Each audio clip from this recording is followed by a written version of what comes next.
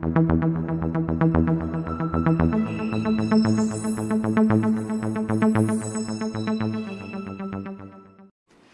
सा क्रॉप लगाना चाहिए, इसका मार्गदर्शन भी गांव के सरपंचों को करना पड़ेगा।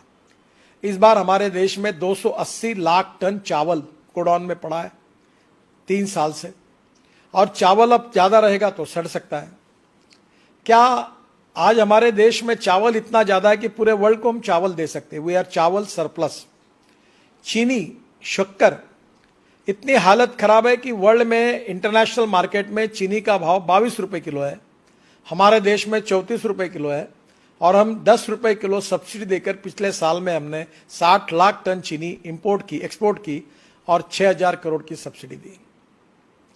तीसरी बात, गेहूं सरप्लस है, मक्का सरप्लस है। 1700 रुपए एमएसपी जो मक्के की थी वो भाव अब 1000 और 1100 रुपए पे आया है। क्या क्रॉप पैटर्न हम बदल सकते हैं? हमारे देश में 80 से 90 हजार करोड़ का एडिबल ऑयल हम इंपोर्ट करते हैं, पर आज दुर्भाग्यवश हमारे देश में फल्ली का तेल हो, जवस का तेल हो, सरसों का तेल हो, करड़ी का तेल हो, सोयाबीन का तेल हो, आज कम है। तो क्या पर एकड़ प्रोडक्टिविटी बढ़ाकर हम इसको कर सकते हैं क्या? सब संभव है। मैं नागपुर में, हमारे ऑरेंजेस होते हैं, और मुझे बहुत इच्छा थी कि नागपुर के ऑरेंजेस एक्सपोर्ट हो। मुझे स्वीडन जाना था, तो यहाँ राहुल ठाकरे करके, सिद्धरराव ठाकरे करके बहुत बड़े नेता थे कांग्रेस के, अभी भी है, उनका लड़का था, बहुत अच्छा काम करता है। मैंने कहा मुझे 2 बैग भर के आप संतरे दो। मैं दुबई गया और दुबई के लोगों को मैंने सबको, मेरा अच्छा दुबई में संबंध था, तो बुलाया चाय के लिए और सबको संतरे दिए। अब हमको 6 कंटेनर हमारे बेचे गए और अभी 100 कंटेनर का ऑर्डर मिलेगा, और 32 रुपए किलो संतरे का भाव मिल रहा है, जबकि यहां हमको 12 रुपए 15 रुपए भी नहीं मिल पा रहा। हमारे यहाँ सब्जियां हम एक्सपोर्ट कर सकते हैं। हमारे यहाँ क्रॉप पैटर्न को बदलना, और ये बात बहुत महत्वपूर्ण है, और विश्वनाथ कराड़ जी को मैं अनुरोध करूंगा कि आप थोड़ा सा, जैसे ये विश्व शांति और ये सब बातें फिलोसॉफी की बिल्कुल सही है, पर हमारे गांव में किसान आत्महत्या कर रहे। विश्वनाथ जी, क्या हम किसानों को सुधार सकते हैं? तो मेरा दावा है कि जब तक किसान पेट्रोल डीजल नहीं उगाएगा तब तक किसान सुखी नहीं होगा। हमने इथेनॉल लाया, जो गन्ने के जूस से इथेनॉल बनता है, गन्ने मोलाइसिस से बनता है। अभी तो हमने शुगर के बजाय इथेनॉल में कन्वर्शन किया। 1600 करोड़ लीटर हमको इथेनॉल चाहिए, अभी हम 550 करोड़ तक ही पहुंचे हैं। और अभी पूना के प्राज वालों ने और रिसर्च किया कि डीजल में 10% डालेंगे तो और लगेगा। और मैंने और तय ये किया है कि ट्रांसपोर्ट मंत्री होने के नाते इथेनॉल पर चलने वाली बजाज ने बाइक तैयार की है, टीवीएस ने तैयार की है, वो भी लॉन्च कर दी है। क्या हमारे गांव का जवान लड़का अपने गांव में चावल से, मक्के से, गन्ने से तैयार हुए फ्यूल पर अपनी गाड़ी, अपनी स्कूटर अगर चलाएगा तो इंडियन ऑयल और भारत पेट्रोलियम के पंपों की कोई जरूरत नहीं है। मैं कोई इंडियन ऑयल और भारत पेट्रोलियम के विरोध में नहीं हूं, पर 8 लाख करोड़ का हम इंपोर्ट कर रहे हैं और प्रदूषण बढ़ा रहे हैं। उसके बजाय हम किसानों ने तैयार किए हुए ईंधन पे जाएंगे। तो मेरी एक ही सुझाव है कि diversification of agriculture towards energy and power sector, यह विषय विश्वनाथ जी हमें लोगों को जगाने के लिए बहुत आवश्यक है। ये अगर होगा, और इसमें काफी काम हुआ है, हवाई जहाज का ईंधन भी किसान तैयार कर सकते हैं, किसान बिजली भी तैयार कर सकता है, किसान मोटर, कार, बस, ट्रक चल सकती है, और ये सब सिद्ध हुआ है। मैं ट्रांसपोर्ट मंत्री हूं, मैं आपको इसकी सब जानकारी दूंगा। तो गांव इससे भी समृद्ध और संपन्न बनेंगे। और सबसे इंपॉर्टेंट चीज है कि गांव में अच्छी शिक्षा मिलनी चाहिए। हेल्थ सर्विसेज के बारे में कल ही मेरे बहुत दुखद घटना हुई। ताड़ोबा में एक परिवार गया था, गाड़ी उलट गई, लड़की भी मर गई, जवान लड़का भी मर गया। और दुर्भाग्य यह है कि ये जो मर गया इसका कारण रोड में एक ब्रिज था, उसको कटड़े नहीं बने थे।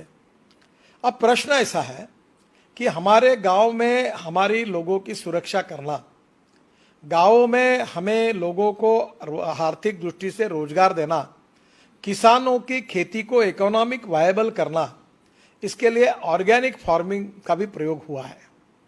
अभी हमारे गांव में जो कचरा, आप एक अच्छी बात है, जैसे आपने लोगों के बारे में कहा, मैं सभी सरपंचों को अनुरोध करूंगा कि मेरे खुद के घर में अनुभव आया था कि मेरे यहाँ जानवर मर गए, मुझे प्रोडक्शन अच्छा नहीं मिलता था।